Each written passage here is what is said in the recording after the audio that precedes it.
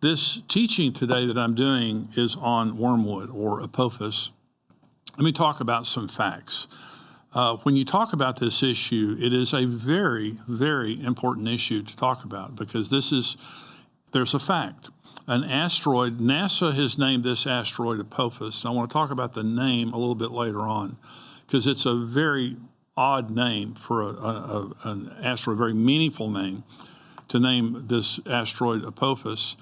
It's either going to hit the Earth or come very close to the Earth on Friday, April the 13th, 2029. It's 1,200 feet wide. That's 4 football fields wide. It's traveling at 28,000 miles an hour, and it weighs 20 million metric tons. Now, this is a massive asteroid that is coming our way, and the scientists are saying it's going to come within 20,000 miles of the Earth. Now, many of the satellites around the Earth are farther away than that. So this is close enough to knock satellites out of the sky. But I'm going to show you some videos coming up here in just a minute that are going to show you a dream and some predictions that a friend of mine, he's now with the Lord, made about Apophis hitting the Earth. And so, but it's a fact that this asteroid is on its way here, and it's going to be here in, a little over 3 years.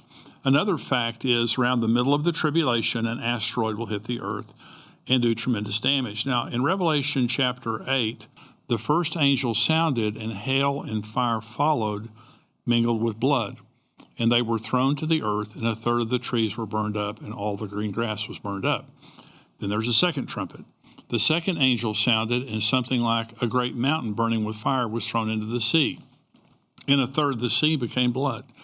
And a third of the living creatures in the sea died, and a third of the ships were destroyed. Then the third angel sounded, and a great star fell from heaven, burning like a torch, and it fell on a third of the rivers and on the springs of water. The name is called Wormwood. A third of the waters became wormwood, and many died because it made them bitter. Then the fourth angel sounded, and a third of the sun was struck, a third of the moon, and a third of the stars, so that a third of them was darkened, and a third of the day did not shine, and likewise the night. So this is one event. And so when you see the 4 angels that are sounding here, their trumpets, and these 4 events. See, when an asteroid hits the Earth, there are 4 phases of an asteroid hitting the Earth. The first is, as it enters the Earth's atmosphere, it creates intense heat. That's why it says a third of the green grass, a third of all the trees and everything were burned up at the beginning.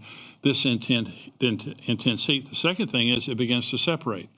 A part of Wormwood hits the ocean, a part of it hits the land, the springs of waters and the fresh water. And so it separates. Then it does devastation. It hits the sea.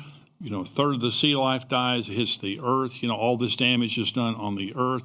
It separates, it devastates. Then it darkens the sky. And it says a third of the sun was darkened. The sky became dark.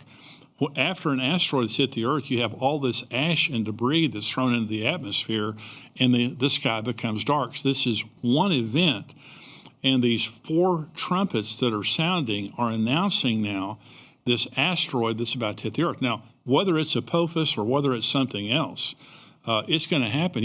Asteroids pop up all the time, and they don't know where all the asteroids are.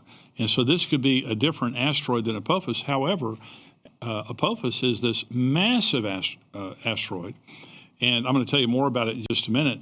But I want Tom Horn, a dear friend of mine, end times expert, he had a dream, and he shared this dream years ago, and it concerns Apophis. And I want to play this video right now, and I want you to watch Tom. Now, Tom, sharp guy, and I knew him for a long time. We did a lot of work together. And so this is not a goofy guy. And so I want you to watch this video now, and I want you to hear what he says now about Apophis. So approximately 1 year ago now, went to bed, same scenario, 2 a.m. in the morning, and all of a sudden, I woke up into this panoramic, almost like a film that's playing out in front of me, and I'm in the middle of it. And what I first thought I was looking at was a giant fiery dragon, deep up in space, moving, undulating like a serpent, racing towards the earth. Then suddenly my point of view changed, and now I was up above the object, and I could see that it was not a fiery dragon, but rather it was a giant space rock, an asteroid. And the way it was turning as it was moving through the space in the light of the sun was glistening off of the elements of the stone. It only gave it the appearance that it was moving back and forth. Now, all of a sudden, I'm back on Earth again. And now I am surrounded by literally tens of thousands of people, and we are on a mountain. And we are running for our lives. And people everywhere are screaming and begging God to deliver them from what is coming. And I turn and I look over my shoulder, and I can see this fiery mountain, basically, this giant rock entering into the atmosphere, burning as it comes through the atmosphere, breaking apart as it comes through the atmosphere. A huge part of it strikes the ocean, a huge part of it strikes the earth, and all of a sudden, the earth is shaking so violently that none of us can stand up. We're all knocked off of our feet. It was the most horrific thing.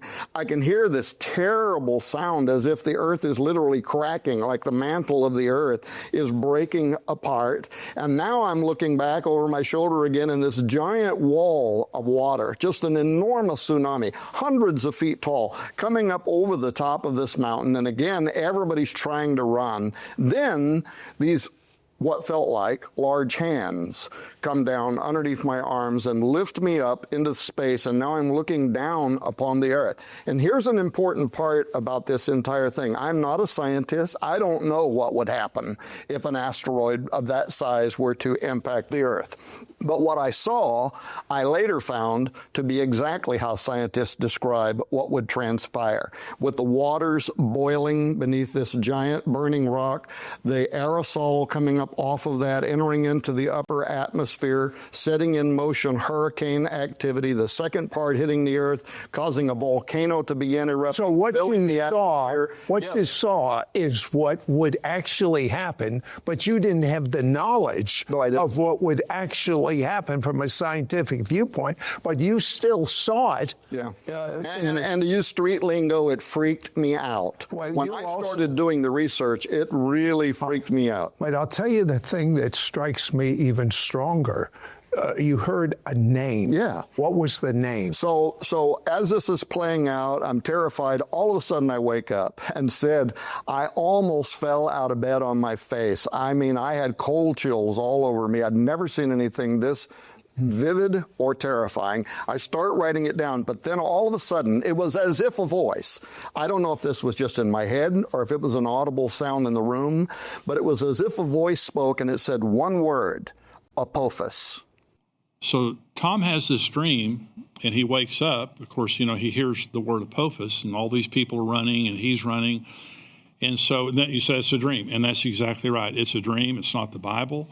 I'm not saying it's absolutely true. I'm just telling you it was his dream.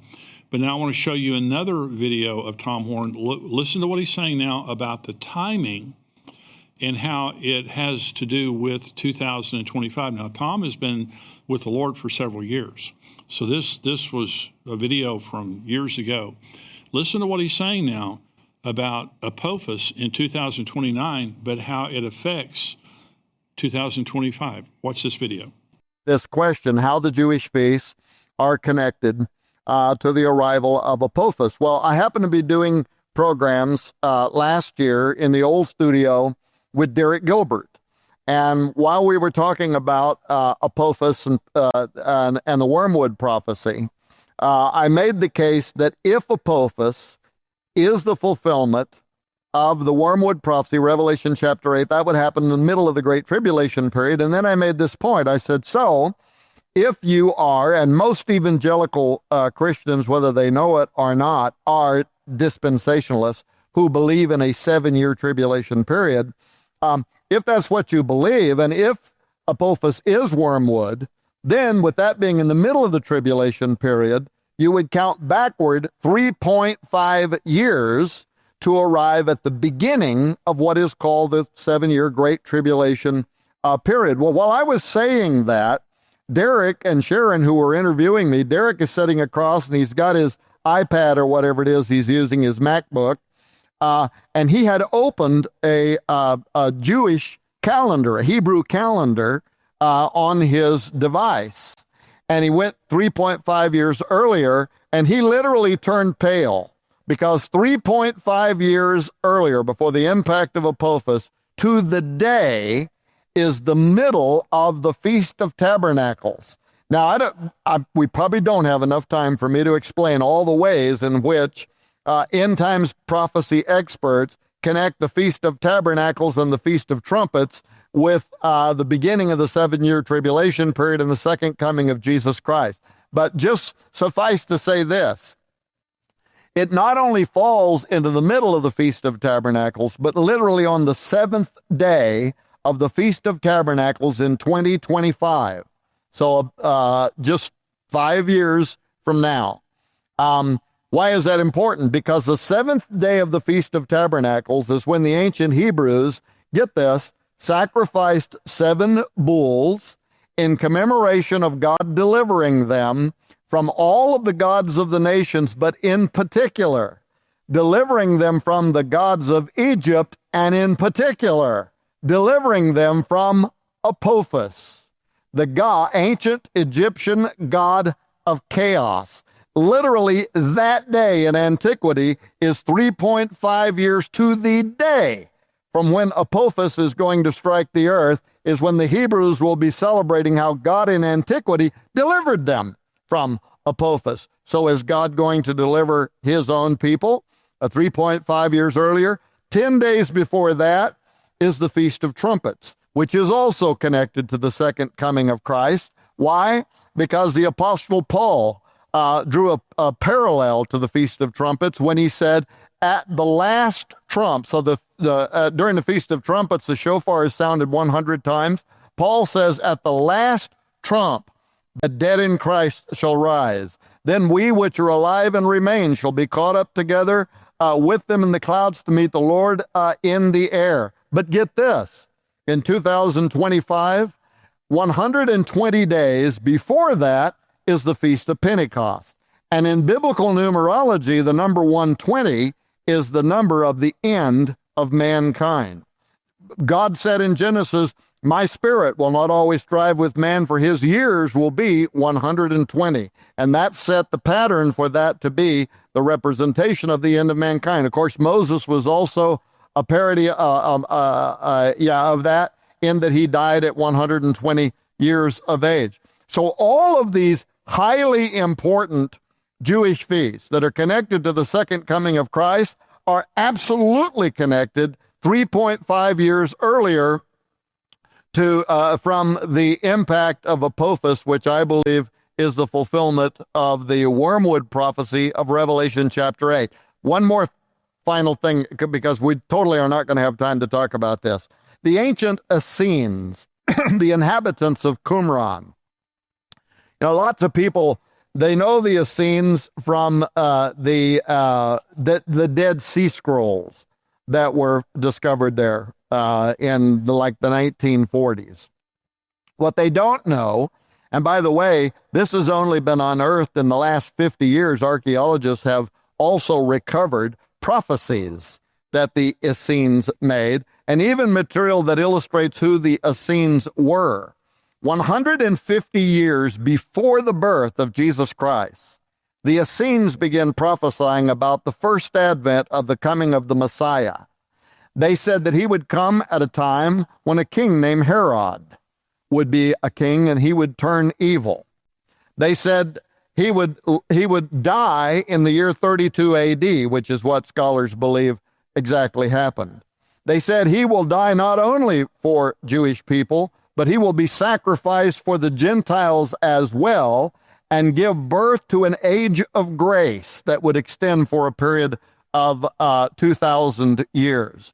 The list literally goes on and on. We're going to produce a documentary film in 2021 about all of this. But why am I bringing this all up now? Because they also prophesied this, that mankind, now this was over 2,000 years ago, these highly accurate prophets called the Essenes, who lived in Qumran, they predicted that mankind will enter its final age, guess when? In the year 2025. So this is very, very significant if it's true. And I just want to say if it's true, because again, this is Tom Horn talking about a dream that he had, but he hears this word Apophis. Didn't know what it was at the time. Apophis, as he was saying, refers to an ancient Egyptian deity, a giant serpent demon of chaos and darkness that cannot be stopped, also referred to as the Great Serpent. I mean, why would NASA, of all people, years ago, when they realized that this huge asteroid is approaching the Earth, why would they use that name to describe this asteroid? I think that's an odd thing. And again, I don't want to read too much into this, but I also don't want to ignore it. Of course, Tom is a friend of mine, I think the world of. Okay, so he has this dream. It's not scripture, but it's interesting.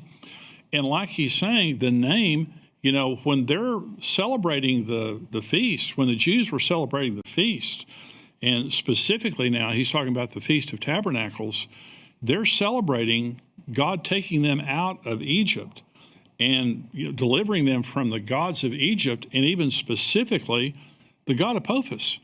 And so this year, the fall feasts are coming up. Remember now, the Feast of Israel are a prophetic reference of the future. We know that's true because Jesus was crucified during the Feast of Passover.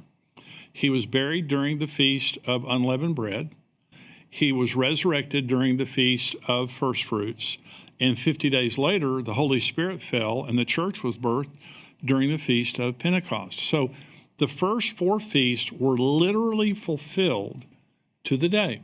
And when God told Israel to have these feasts, he called them holy convocations. The word convocation means dress rehearsal. And so you're having a dress rehearsal. When they were killing the lambs and they were wiping the blood of the lambs on the doorposts of their house and going through all the feast of the feast of Passover, that was a dress rehearsal for the crucifixion of Jesus Christ. And it was literally fulfilled to the day. And then the second one happened to the day, next, third, fourth. Now we have three feasts, fall feasts. There were four spring feasts. There are three fall feasts. The three fall feasts are coming up this year, the Feast of Trumpets, which I believe some year could be fulfilled by the rapture of the church. This is coming up this September 22nd.